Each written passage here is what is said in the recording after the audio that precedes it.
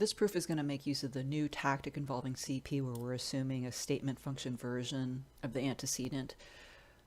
But before we do that, I wanted to actually take a look at how this argument is valid. It's going to give us a little insight into how this new strategy actually works. When you first look at this argument, and let's look at an English language version of it, it probably seems a little counterintuitive. The premise says that if there's something that is a dog, then all dogs are mammals, and we're trying to conclude that therefore all dogs are mammals. And it might seem a little fast almost. But here's the way to think about it. You know, could there be something that is a dog that is then not also a mammal? In other words, suppose X were a dog.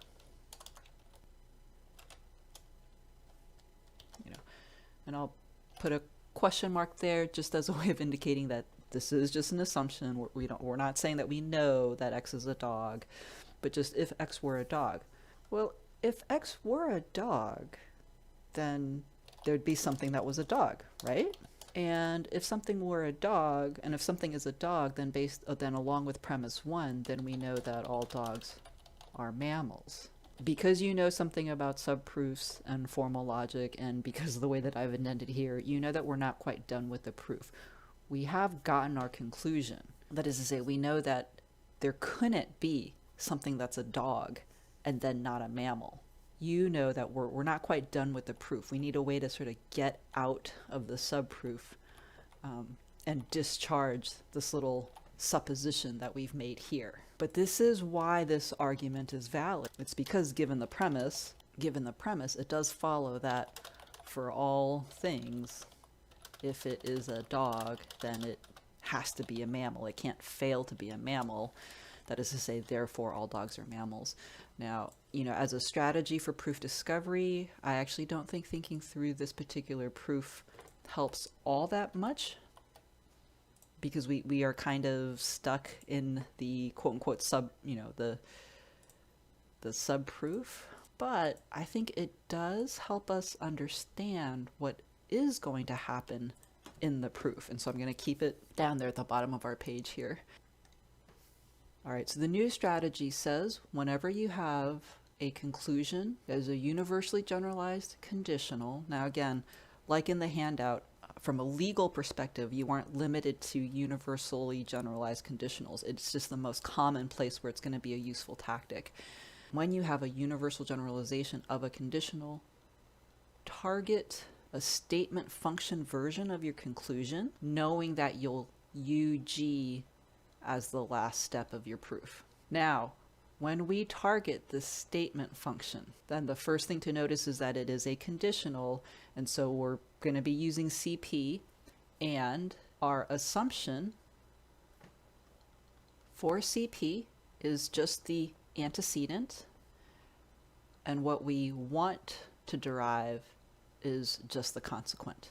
Now, it may feel a little strange to assume a statement function. Those aren't even, in a way, real sentences, right? It just says, line 2 just says placeholder is a D. But notice that it's kind of what we're doing here. Or rather, I should say, it is logically what we're doing here. It's just, it makes more sense in the English to say, suppose X were a dog. And then in the context of the proof, the next step, of course, is just to try to match up lines 1 and 2. We're almost there, after all. And EG on line 2 is going to get us the exact match for the antecedent so that we can get that all dogs are mammals using modus ponens on lines 1 and 3. Now again, this is where there's a little bit of a breakdown in the thinking through bit. Line 3 is just that thought process there. Line 4 is even just that thought process there.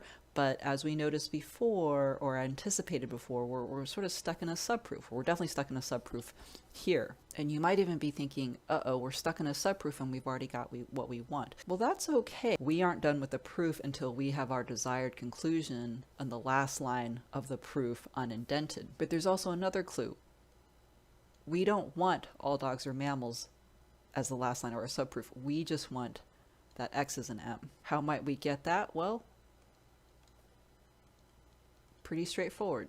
UI on line 4, so that we can use modus ponens this time on lines 2 and 5, to get that x is an m. And now, in a way that we weren't kind of able to do when we were just thinking through and trying to understand this argument, now we can close our subproof and properly discharge this assumption that x is a dog. This will be lines 2 through 6, conditional proof. And notice that there's no quantifier here. It is just same old CP. Take your first line, write it down as your antecedent. Take your last line, write that down as your consequent, and then stick a horseshoe in between. Now lastly, it's kind of same old, but also kind of a new look. Of course, dx then mx is not our conclusion. For all x, dx then mx is our conclusion. The inclination is going to be to UG on line 7. And in fact, this is perfectly permissible.